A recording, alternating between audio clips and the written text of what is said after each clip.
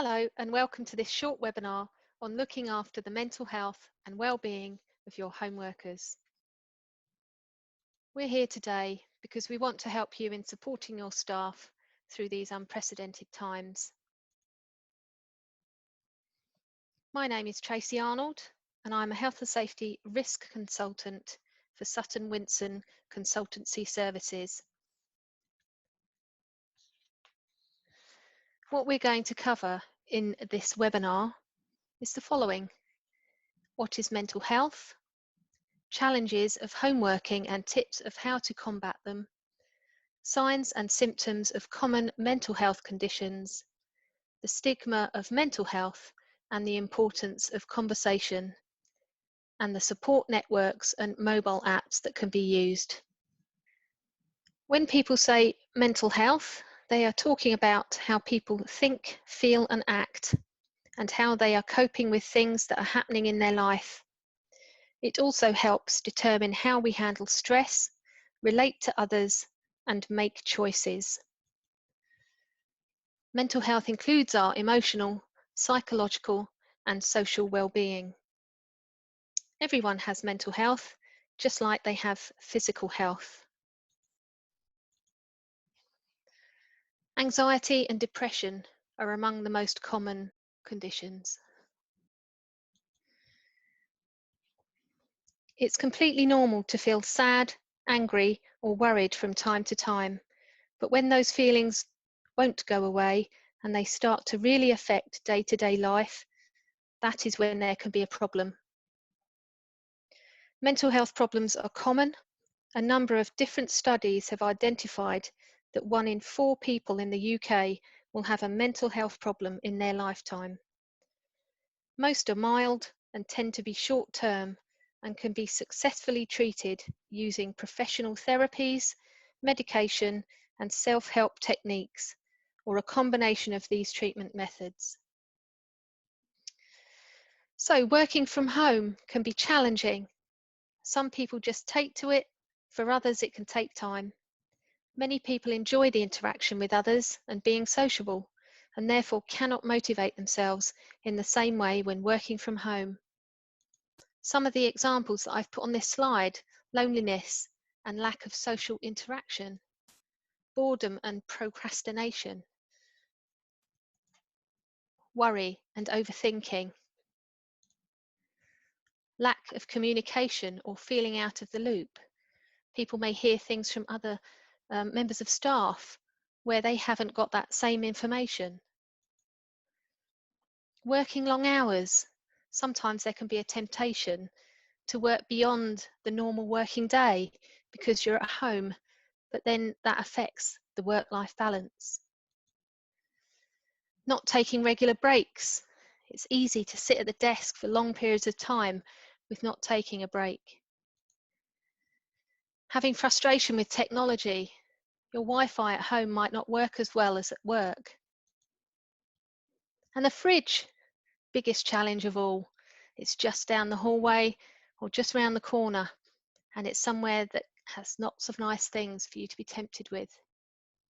So common mental health conditions. I'm just going to cover 3 in this session. The first one is stress. Stress is the adverse reaction people have to excessive pressure or other types of demand placed on them. Stress affects people differently. What stresses one person may not affect another. Factors like skills and experience, age or disability may all affect the way a person may cope. Being under extreme stress can affect our health and cause illness. If the body is regularly put into a state of stress, then it can reduce life expectancy. The second one, depression. When a person feels persistently sad and unhappy for a long period of time, and this affects their everyday life. Depression can sometimes be viewed as quite trivial and not a real health condition. Depression is a real illness with real symptoms and is a very common mental health condition. It can be generalized into 3 levels. It can be mild, where it has some impact on a person's daily life. It can be moderate, where it has a significant impact on a person's daily life, or it can be severe, where it makes almost impossible to get through daily life.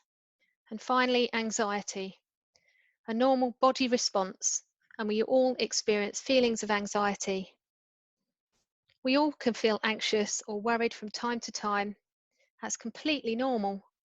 But when those feelings don't go away or they last for a long time, it could be a sign that a person is struggling with anxiety. There are a number of signs and symptoms that you may notice in someone that may be struggling with their mental health. Generally, they will be things that will be out of character or information that they may provide to you. For example, they may tell you they've had an increase in headaches, that they're suffering from a racing heart, they're feeling panicky, or they're feeling sick. Then the conversation may lead to negativity. They may get upset. They may become more tearful at trivial things. So what we're looking out for, they could become angry, frustrated, and short-tempered. They could be suffering from a continuous low mood or have low self-esteem and be negative about everything. So dizziness, headaches, and nausea. Difficulty making decisions and not doing well at work. And feeling anxious and getting upset at small things. Stigma. What is stigma? It's a set of negative and often unfair beliefs that people have about something. We all develop our opinions and beliefs on information that is given to us during our lifetime.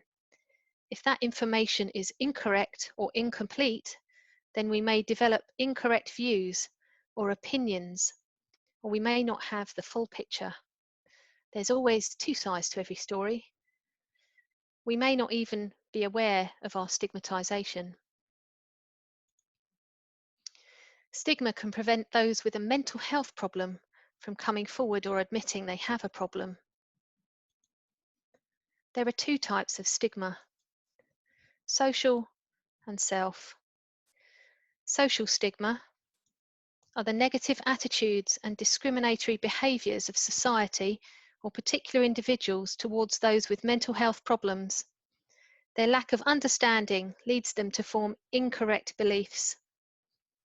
Over a third of the public think people with a mental health issue are likely to be violent. Generally, people with severe mental health illnesses are more likely to be the victims rather than the perpetrators of violent crime. People with mental ill health are more dangerous to themselves than to others. 80 to 90% of people who die by suicide are experiencing mental distress. Poor mental health impacts on individuals and their families, normally in lost income, lower educational attainment, quality of life, and sometimes a much shorter lifespan. Self-stigma is where the person believes what is being said about them and their condition, and therefore they will delay from seeking help as they believe they may be rejected or humiliated by admitting they have a problem. There are a number of adverse effects that can be caused by stigma. There can be a fear of telling peers that they have a problem as they believe they won't understand, or they may be discriminated against. They may even lose their job. They may be reluctant to seek professional support as this is only confirming they have a problem. They could be in denial. They might not want to admit. They may be victimized, harassed, or abused once others are aware. So, starting that conversation, talking to each other can really help. Communication is always key. Through regular communications with your staff, you will ask day-to-day questions. If you have any concerns, you could try and delve a little deeper into how they're really feeling. Always ask open questions, ones that will deliver a response other than yes or no. You want to get information. You don't want just direct answers. If you don't know what they're going through, don't say you do. You want to gain the trust. If they believe that you're not going through what they are, then they're not going to trust you. Listen. This is the biggest thing that you can do. It's about them, not you. So you must listen and you must be non-judgmental. Empathize with them where you can, but don't lay on the sympathy, as it can bring them down further. Don't offer your opinion in any way. Don't give them the opinion that they should do it a certain way. You can put it in a different way by asking them if they've tried ways to manage things differently, or that are aware of apps or websites or persons that can help. Reassure them that it's normal to feel this way and the way they do at this time. Listen without that interruption. Here are some examples of questions you can ask. The starting question you can ask is, how are you feeling today? You're going to get more of an answer than just a yes or a no with this question. Do you have any concerns regarding your health or that of those around you? Ask about their family. Are they well? You want to take some interest. How are you coping with working from home? This is a good question. Not everyone is coping from working from home.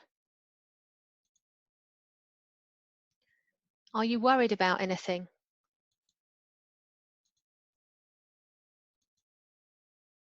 Do you know anyone that has contracted the virus?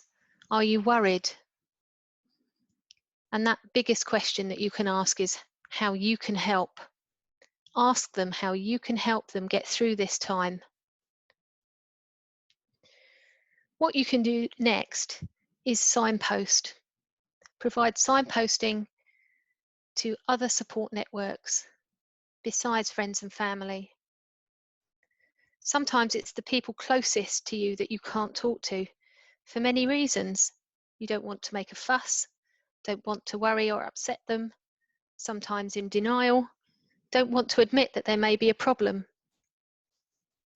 They may not have that sort of supportive relationship with their friends or family. It is a known fact that many people have gone on to lose friends when they have told them about a mental health problem or illness, just down to their lack of understanding and the stigma surrounding mental illness. Seeing their GP should be top priority, and preferably as an emergency appointment. Even now, during the virus, if someone needs to see a doctor, they can do so, even if it is remotely via a video link. The Samaritans are trained listening volunteers and aren't just there for crisis. They offer listening and support in times of need. And NHS 111 will always be there to offer advice to people when they call. Other organisations who can help include Mind, Anxiety UK, Sane, Mental Health Foundation, No Panic. These are just a few examples. So those top tips to improve mental health whilst working from home. Decide upon and keep a daily routine. Try to go to bed and get up at the same time each day and ensure you get plenty of sleep. Get dressed as if going to work with the aim to keep focused. It's tempting to stay in your pajamas all day. Keeping that definition between home and work. Try not to slip into habits that make you feel bad about yourself. For instance, excessive snacking or consuming higher than normal levels of alcohol every evening can cause a negative spiral, which can lead to low mood, depression, leading on to more comfort eating, drinking, and so on. Take time out and get fresh air. Make sure that you keep talking to people, including your staff, your friends, your family. Try to keep positive. Minimize that exposure to news updates. If you're going to listen to the news, just do it once a day and make sure it's from a reputable source. Do the things you love in your spare time. Do those crafts, get out in the garden. Eat healthily and do daily exercise. And if you need help or your staff need help, then seek that professional help if required. Everyone is individual, but we're all going through the same experience at this time. If you feel low or your staff feel low at times or feel a loss of motivation, you shouldn't criticize yourself. Remember, lots of others are having the same feelings and challenges. Whether it's coping with isolation, juggling work with homeschooling and looking after children, supporting elderly relatives or a partner who cannot work. Ask your staff to tell you what they feel they need. Maybe it could be an accessory for their workstation or an adjustment to working hours. Maybe they'd like more frequent or less frequent contact. Remind them this is only temporary. Apps that you can use or recommend. Here are just a few apps. Breathe to relax, mindfulness, calm, Headspace, Ellie Friends, and WhatsApp. These are just a few of my suggestions. There are many other apps and websites available for use. Thank you for listening to our short webinar. I hope you found it useful and it has helped you to consider the mental health and well-being of your home workers. For further details on training or support services that we can provide to you, please email at riskmanagement@swib.co.uk. Thank you.